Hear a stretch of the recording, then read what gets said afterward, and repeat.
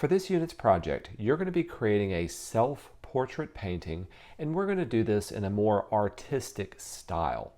Before you get started, you should have a photograph of yourself that has really good lighting. What I'm looking for in this picture is to show good highlights and good shadows, but I'm not losing any of the details. So none of my highlights are way blown out, and there's no important bits that are lost within my shadows themselves. So whatever picture you want to use, it's up to you, as long as your final product is at least 10 inches either wide or tall. It can be larger than that, but a minimum is what we're going to be striving for. I've also gone ahead and taken that picture and cropped it down to the size that I want my photograph to be. Yours can be portrait or landscape, but I'm going to jump into Photoshop and get started. To set up my document, I'm going to go to File and create a new one.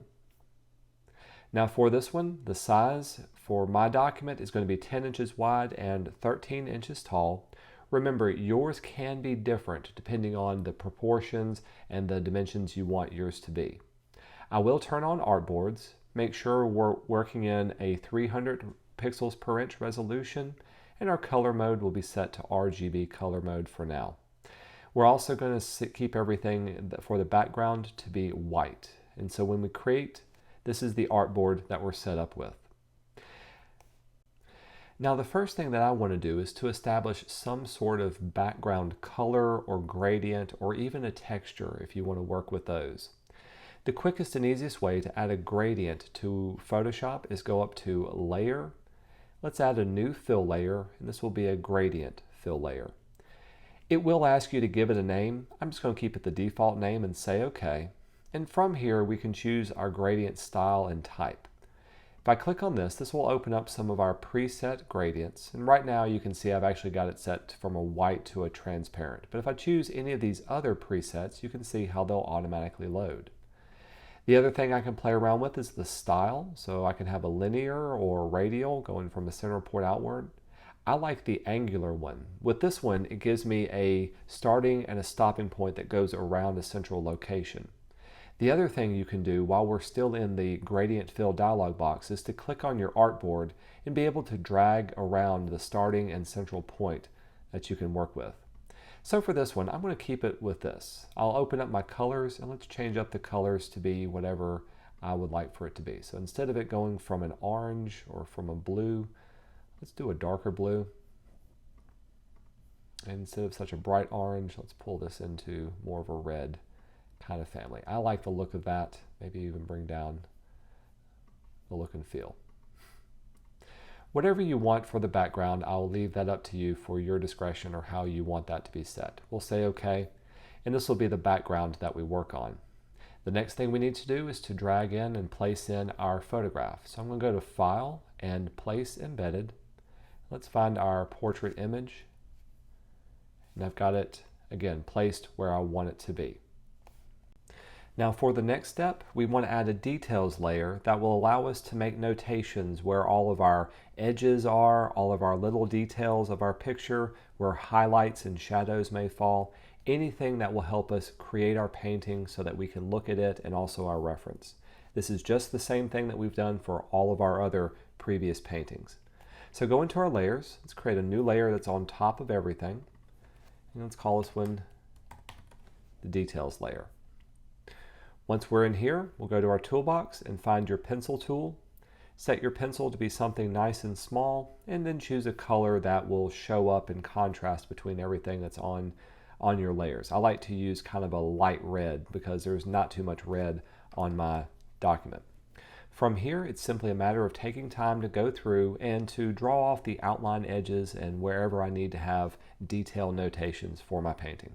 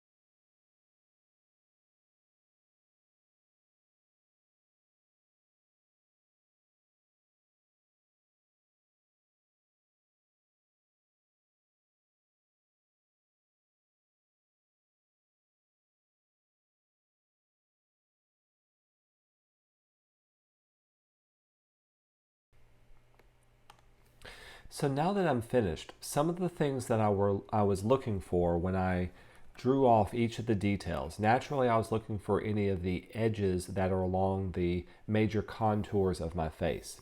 I also made note where all the highlights were and all the shadow edges, so along the curvature of my face. My face is three-dimensional, so it's got a natural highlight here, and then it curves and gets darker as it moves along my right side.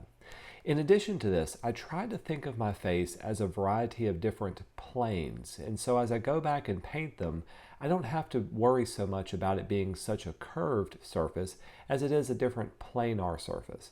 My eyes are set in on their own plane. My forehead, my cheeks are protruding out on their own plane. Even my nose itself can be treated more like a triangle or a pyramid rather than a rounded kind of surface. Later on, when I go back and I start to paint this in, especially for the first pass, that's going to make it so much more easier to rough in all of the shadow and highlight edges rather than focusing in on the details. And we'll get into that once we start this second process. But for now, even if I turn off my portrait, you can see there's a good detailed line drawing of exactly where all the details are for my portrait. From here, it's a simple matter of now placing the colors, or at least the values, down where I want those to be, and that'll be the next stage for this process. So the next thing I'll do is to grab my Move tool, select my portrait layer, and then I'm going to drag this layer off of my artboard so that it's on its own side off to this edge. Now I can see them both side by side, and I'll even scale it down so that I can move it around if necessary later. Oops, do it one more time. And we'll place him right there. So whenever I do portrait painting, I like to get a good idea of where all my values are within my picture plane. In order to do this, I'm going to go back to my artboard and let's create a new layer that's just below our details layer. And this is where we're going to do all of our initial painting and blocking in for our highlights and our shadows. If I go up to my color palette, I'm going to choose a hue that's close to my flesh tone, which is usually around the oranges, a little bit darker since I'm kind of a darker skinned person. But around the skin tone area of your subject, I'm going to be working within these highlights and shadows. So the lightest lights on my skin tone are these ones found right on the highlights of my forehead and my nose and my cheeks. And so I can easily find that tone right here. The darkest darks on my overall composition are found in my hair and along these darker edges of my neck and the right side of my face. And I can see those tones would be found down here. Now, if you're not accustomed to finding the tones in the color palette, all you've got to do is hold down the Option key and you can click right where those tones are and it'll pick up that particular color or pick up that particular shade or whatever area you want to work on. What I want to do is to train my eye to focus in on the details that I have here and to paint in those blocks of color, or excuse me, blocks of value within my painting composition. Here's what that would look like. Let's paint in my highlights. I'm going to go to here, hold down the Option and select my highlight area. You can see on my color palette, there it is, nice and bright up at the top here. I can then return to my normal painting and to start painting in that particular area. And I'm not just going to paint just this area. I can use any area that looks about the same. So I see that's on my nose and it's on my cheek. And so I will go on to my painted area and I would quickly and easily apply it to here. What I'm not doing is trying to paint in every little detail. It's okay if you make mistakes at this point. Later on, you can go back and make changes to it. Right now, all I'm getting myself to do is to train my eye to trust my drawing. So if I was to go there, let's also move over just a little bit. Let's pick up this bit of a mid-tone value. Now I know it is a little bit dark when it's so close to that highlight, so we're going to go back later and actually blend both of those in. But there's a transition. I see that same value is also right here on my cheeks, underneath my eye, underneath this particular eyelid. And we'll transition over and get some of these dark shadows that are on my face as well. If I was to squint my eyes and look at this, I get an idea of where those dark shadows are, where those highlights are. It's all shadow shapes for now.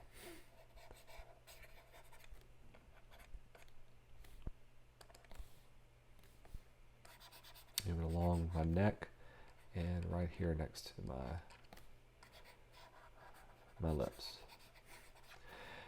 As far as the paintbrush that I'm using, you'll also notice that I'm not using a textured brush just yet. I'm allowing myself to use a regular rounded brush. Later on, when I go in and add the details, that's when we'll start using my textured brushes, those fancy fun brushes. And we'll even get some of these darker areas now in my hair. So my hair is the darkest part. It's almost straight black, simply because that's the local color of it. Same way for my beard. But even within my hair and my beard, those have highlights. Those have lighter and darker patches, and so I want to be mindful of where those are within my painting once I'm finished.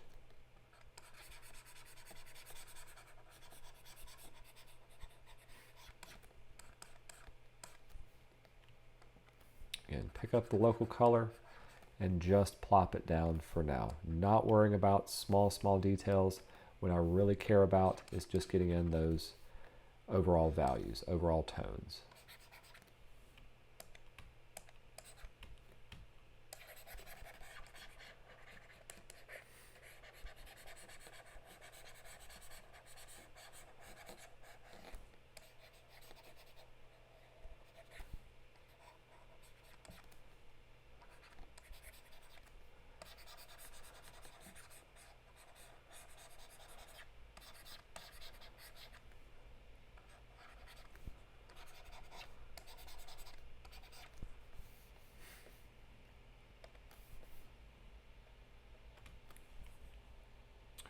Go back, pick up the whites of my eyes, paint those in. Maybe this time we'll use a smaller brush to work in it. Pick up the darks in my actual eye. And then we'll go in and do some smaller details.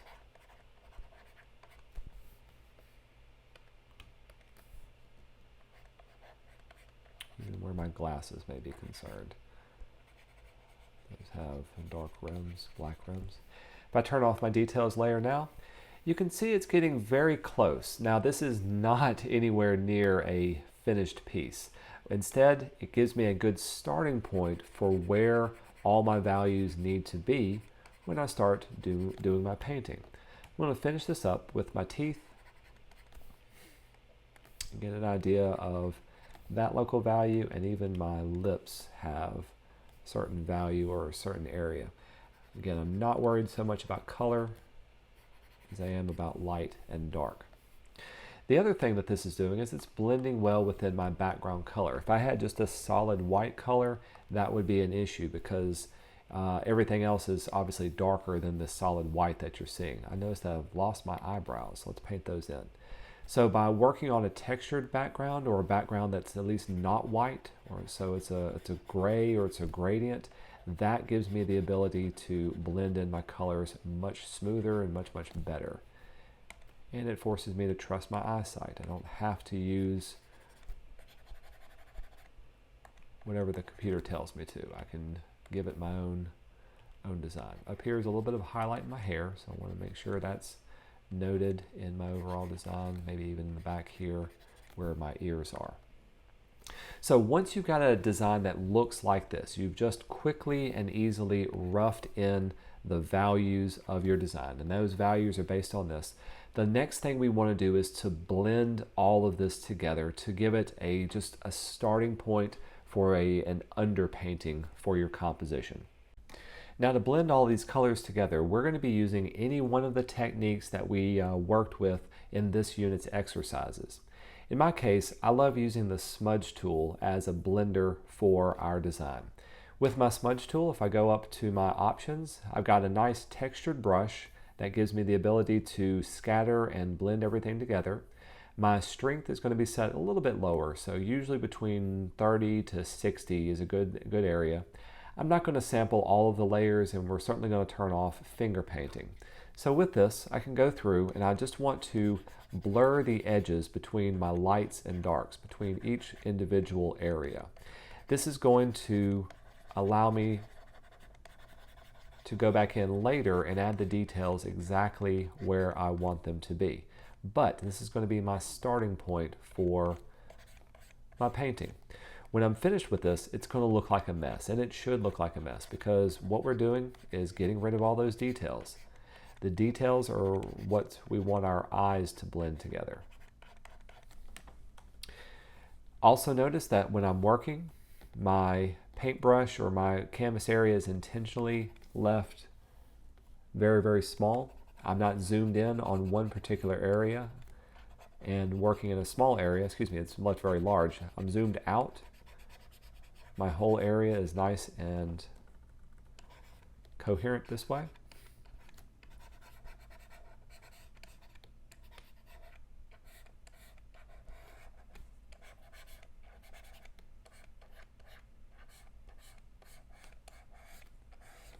Even the edges, the overall edges of my design, all get to be nice and blended.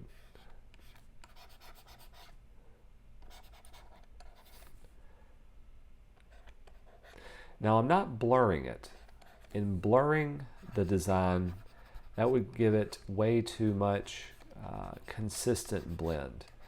With this, I'm being very mindful that I still see lights and darks where the lights and darks should be. If I just did a Gaussian blur with this, very quickly and easily it can go astray or go awry, and that's not what I'm wanting. I can always turn back on my details layer and see my details about where each little object should be, each little part should be, and that's going to come in handy for the next part because we are going to go back in with a smaller paintbrush and start refining those edges and adding the details where they want to be. This is the next part of the stage that we should see. You should have a well blended subject that you can work with and start adding details on top of. This is a great way of adding that artistic effect, the first step towards that artistic effect. So now comes the fun part. On top of this underpainting is where I want to add all of the fun details that actually make up the personality of my self-portrait. So I'm going to return to my layers panel. Let's create a new layer that's on top of this first little underpainting layer. And I'll actually lock down this one so we don't accidentally paint on it. We can also turn on our details layer so I can see where all the parts of it are. And let's grab our portrait, and I'm going to drag this one over so I can see it as I paint and zoom in close to the details that I want. I like to start off with the eyes since the eyes kind of ground the entire thing, and so this is the first area that I'll work on.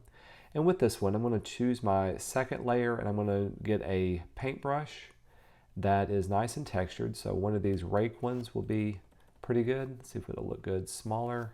Even smaller than this. Grab my pencil tool or pen tool.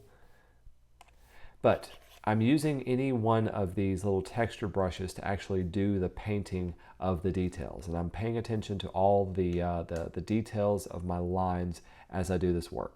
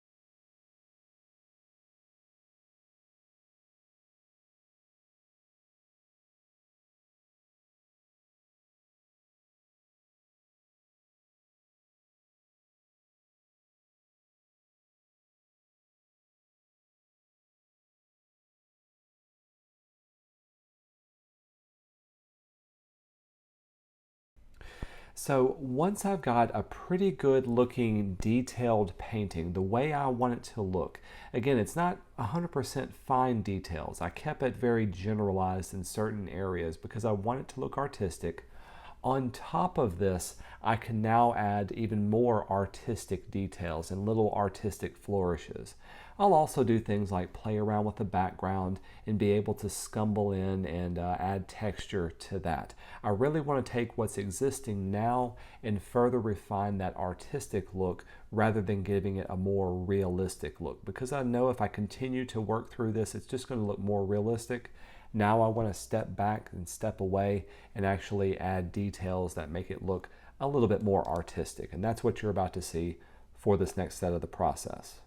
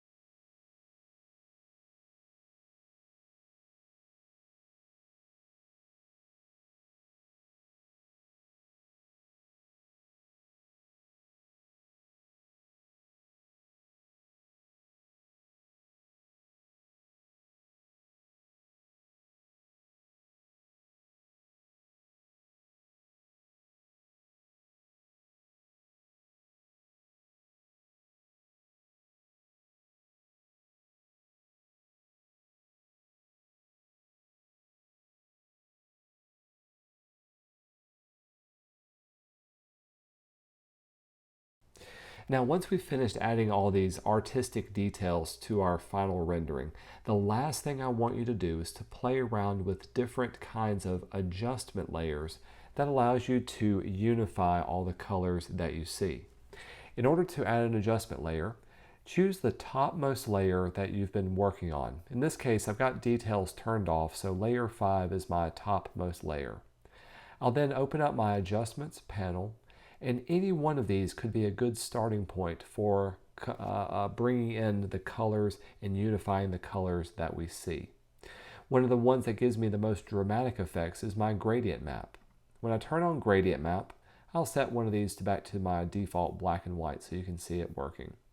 Gradient map looks at the darkest values of your area and maps that to whatever is on the left-hand side of your gradient swatch. In this case, I've got black, and so the darkest will be black all the way to the lightest values, which is on the right-hand side of your gradient map.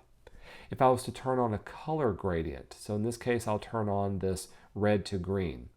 You can see now all the dark values are this bright red, and my lighter values shift into the green spectrum. And so whatever I place on here, this is what I can change this up and allow it to be. You can use some of these default swatches, and that will quickly and easily give you some fun and different dramatic results. Or you can create your own swatch to vary up and see how they blend. In my case, I'm going to choose this kind of reddish brown to a golden yellow selection. Now, this is the default mode. What we want to do is to return to our layers panel, and with the gradient map adjustment selected, play around with your blending mode. Instead of keeping it in normal, if we were to choose something like overlay, it gives us a deep, rich value that looks like this. Now, if you find that this is too dark or too stark, you can always drop the opacity of this layer and bring back just a little bit of the original color, or we can play around with some other kinds of effects like soft light or hard light, and you can see how that quickly and easily unifies. So here it is before with the natural colors, here it is after with a little bit of that golden color mixed in with it. This is what I mean by unifying your colors. Simply playing around with the blending modes, you can see all of the different adjustments and how this will uniquely affect your design. Another one is I love to use is hue, and so this will take your design and turn it into just that one solid color specific type of design. I kind of like the look of this. It's actually removing all of the other colors and it's forcing me into this one particular spectrum that I have. Once I've got it opened up, I can then go in and start to refine this color. If I didn't like red, I could easily choose blue or choose any other kind of color that I wanted to work with. In my case, I tend to like this kind of golden red or rusted red. A little bit of a look. Even a little bit of purple looks good. So that's it. That's the last thing we want to do for our design. Find an overlay, find an adjustment that allows it to work well with this. Some of the other adjustments you can play around with are bringing up the levels for your design. Making the lights a little bit lighter and the darks darker will add a little bit more of a dynamic range to your overall look and feel for your portrait. Once you're finished, we can go up to File and do a save. Save this up as a Photoshop document that's got all of your different layers in addition to saving your original reference photo so that I can look at it and use that as a reference guide for your grade.